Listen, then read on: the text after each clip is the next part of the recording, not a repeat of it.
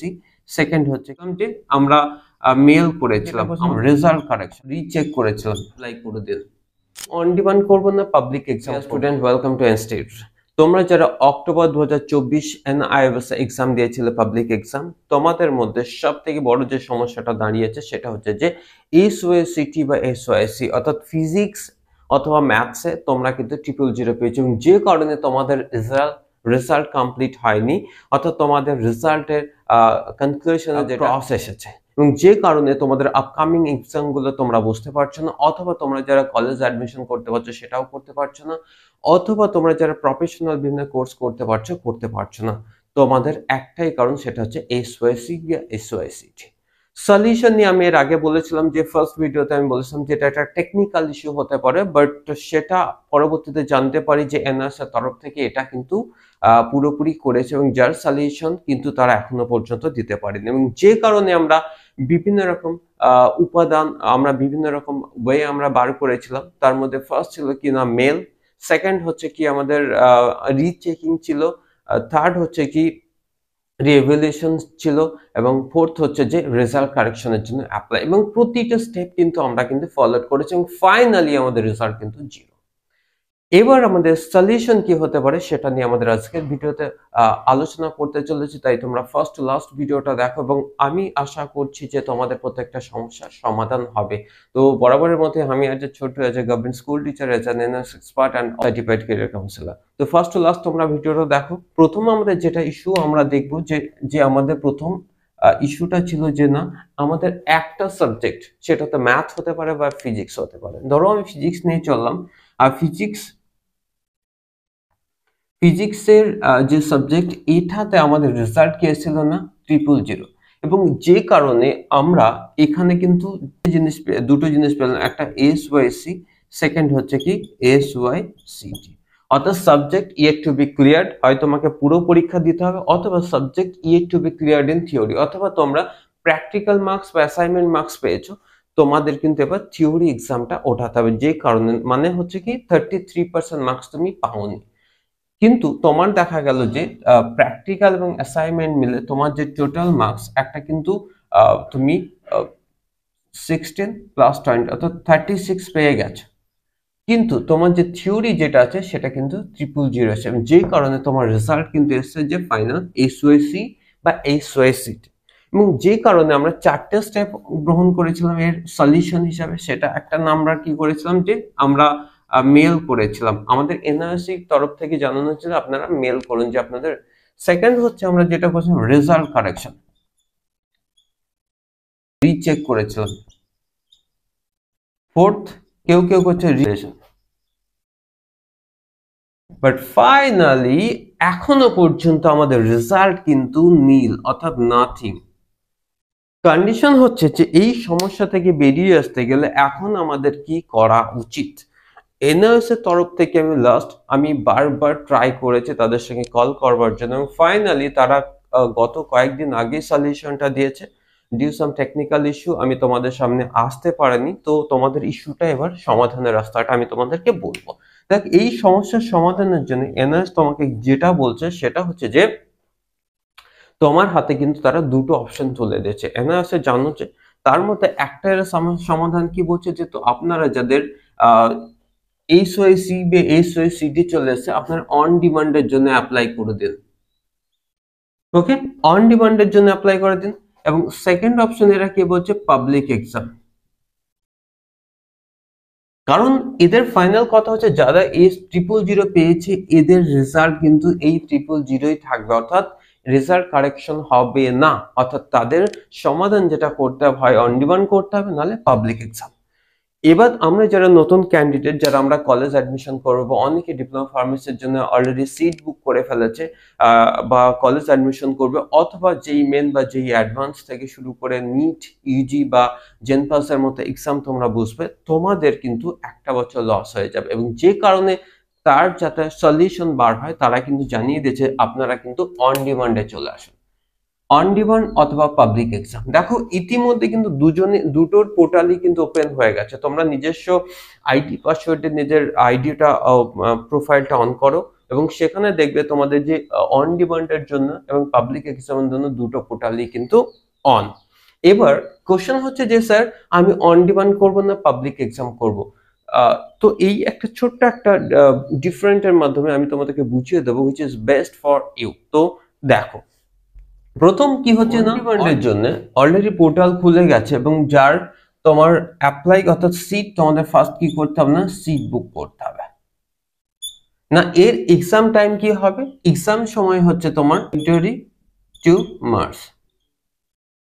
অর্থাৎ তুমি যদি আজকের ডেটে সিট বুক করো তোমার ওখানে কিন্তু অলরেডি অপশন পেয়ে যাবে যে কত তারিখে তুমি এক্সামটা দেবে, সেই অনুযায়ী তোমাকে সিট বুক করতে হবে। এবং তোমার যে এক্সাম সেন্টার স্পেশালি আমাদের ওয়েস্ট বেঙ্গলে কলকাতা বেস তুমি প্রচুর কিন্তু তুমি সেন্টার পাবে। অর্থাৎ অন ডিমান্ড যদি করো তুমি যে ডেটে সিটটা বুক করবে সেই ডেটে কিন্তু তোমাকে এক্সামটা দিতে হবে। এবং যেখানে অন ডিমান্ডের একটা নেগেটিভ ফিডব্যাক হলো তোমাকে কিন্তু এখানে 100% সিলেবাস কভার করতে হবে।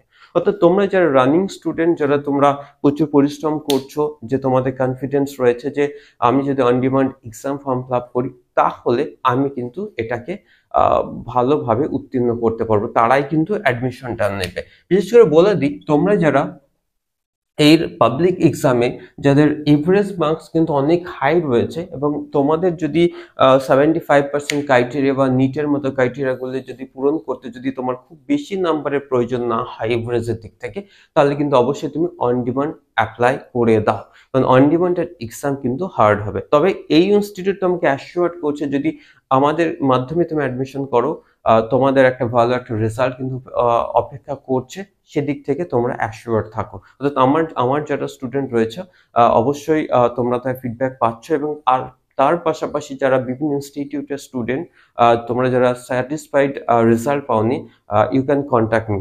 ওকে, তাহলে আমাদের অন ডিমান্ড এক্সামের জন্য আমাদের সিট বুক প্রসেস কিন্তু চলছে, এখনো বেশি সিট নেই, চলছে ফেব্রুয়ারি টু মার্চের মধ্যে। আমাদের কিন্তু এক্সাম হবে। আর একটা হচ্ছে কি, যে যেদিন ডেট তুমি এক্সাম দেবে আফটার 45 ডেজের পর কিন্তু তোমার রেজাল্ট কিন্তু পাবে। দ্বিতীয়ত হচ্ছে কি, এবার আসছি আমি পাবলিক এক্সাম। পাবলিক এক্সাম মানে হচ্ছে দেখো ইতিমধ্যে পোর্টাল কিন্তু অন হয়ে গেছে। যখন তুমি তোমার পোর্টাল অন, যখন তুমি তোমার আইডি লগ ইন পাসওয়ার্ড দিয়ে তুমি তোমার পোর্টালটা অন করবে, এখানে দেখবে যে তোমার এখানে পাবলিক এক্সাম ফিস বলে কিন্তু তোমার ওখানে আছে। যখন তুমি ওটা ক্লিক করবে তোমার যতগুলি সাবজেক্টে পাস আছে সেইগুলো থাকবে এবং যে সাবজেক্টে তুমি এসওএসসি পেয়েছো সেখানে কিন্তু ওটা ফিল্ড বলে থাকবে এবং সেটা তুমি ক্লিক করবে। ক্লিক করলে তোমার একটা পেমেন্ট অপশন আসবে, 520 টাকা কাটবে। 520 টাকা যখনই তুমি কাটাবে তখন কিন্তু তোমার এক্সাম ফর্ম ফিল আপ কিন্তু কমপ্লিট হবে। এবার তাহলে পাবলিক এক্সামে কি হবে, এখানে সবথেকে বড় অ্যাডভান্স অন ডিমান্ডে যদি তুমি এখান থেকে তোমার প্র্যাকটিক্যাল মার্কসটা কিন্তু এখানে ট্রান্সফার হচ্ছে, পাবলিক এক্সামের ক্ষেত্রেও তাই। তোমার অ্যাসাইনমেন্ট প্লাস প্র্যাকটিক্যাল, আগে তোমরা যারা মনে করো 36 নম্বর পেয়েছিলে তারা 36 নম্বর পাচ্ছ। এবং তোমাদের যে 64 রেশিও অর্থাৎ 80 মার্কসের কোশ্চেনের উপর 64% যে রেশিও সেটাই কিন্তু তোমাদের এক্সাম হবে। অর্থাৎ আগে তোমরা 36 পেয়ে গেছো বা কেউ 32 পেয়ে গেছো, তোমাদের এই 80 মার্কের হবে কোশ্চেন যার ভ্যালু হবে 64।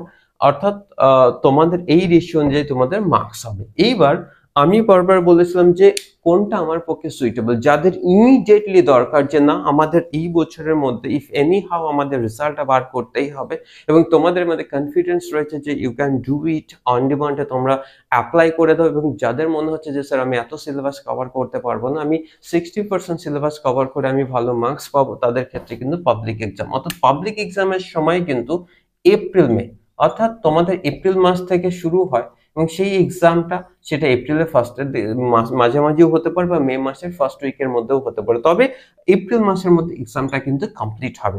অর্থাৎ তোমাদের যাদের মনে হচ্ছে যে কনফিডেন্স কম তারা অবশ্যই পাবলিক এক্সামের জন্য ফর্ম ফিল আপ করে দাও, এই উইকটা কিন্তু পাবে। অর্থাৎ ফেব্রুয়ারি মাসের ফার্স্ট উইকটা কিন্তু তোমাদের অ্যাপ্লাই করার সময় হচ্ছে।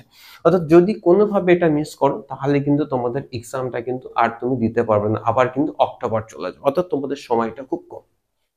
এটা একটা তোমাদের ভালো একটা দিক। তাহলে এবার তোমরা বুঝে নাও যে তুমি অন ডিমান্ড করবে না পাবলিক এক্সাম দেবে, অর্থাৎ দুটো অপশনই। আর একটা যে পাবলিক এক্সাম তোমরা করবে, বিশেষ করে তোমাদের যে সেন্টারটা তোমরা করেছিলে কিন্তু সেই সেন্টারে কিন্তু তোমাদের এক্সাম হবে, অর্থাৎ সেই স্টাডি সেন্টারের আন্ডারে। থার্ড হচ্ছে, সেকেন্ড হচ্ছে যারা যারা অন ডিমান্ড করবে তোমরা কিন্তু তোমাদের পছন্দ মতো স্টাডি সেন্টার পাবে না। অবভিয়াসলি আমাদের যে জোনাল হেড আছে তার আশেপাশে তোমরা কিন্তু সেন্টার পাবে, অর্থাৎ তার জন্য তোমাকে খুব ভালো প্রিপারেশন তোমায় কিন্তু নিতে হবে।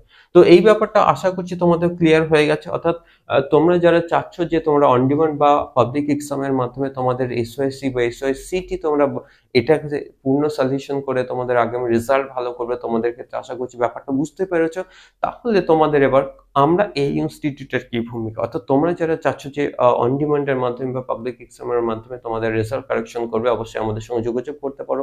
অ্যাজ সুন অ্যাজ পসিবল আমরা তোমাদের অ্যাসিওর করছি আমরা তার প্রবলেম সলিউশন করাবো, এবং সেটাই আমাদের চেষ্টা দীর্ঘকালীন। তো যাদের মধ্যে এখনো কনফিউশন রয়েছে যে আমরা কোনটা করবো, পাবলিক না অন ডিমান্ড, অবশ্যই আমাদের সঙ্গে কন্ট্যাক্ট করতে পারো। সো আজকের ভিডিও এখানে, আশা করছি তোমাদের পুরো কনসেপ্ট ক্লিয়ার হয়ে গেছে। এবং যারা তোমরা এখনো পর্যন্ত রেজাল্ট কারেকশনের অপেক্ষায় বসে আছো তাদেরকে বলবো কেয়ারফুল, তোমরা দরকার হলে তোমরা অ্যাপ্লাইটা করে রাখো। যদি কারেকশন হয় ইন ফিউচারে সেটা তোমাদের আরো অ্যাডভান্টেজ, বাট তার জন্য অপেক্ষা না করে তোমরা কিন্তু অবশ্যই ফর্ম ফিল আপটা না করে কিন্তু তোমাদের সময়টা কিন্তু মিস করবে না। তো আশা করছি তোমাদের সমস্যার সমাধান তোমরা পেয়ে গেছো। আজকের মতো ভিডিও এখানে, প্রত্যেকে ভালো থেকো, সুস্থ থেকো, জয় হিন্দ।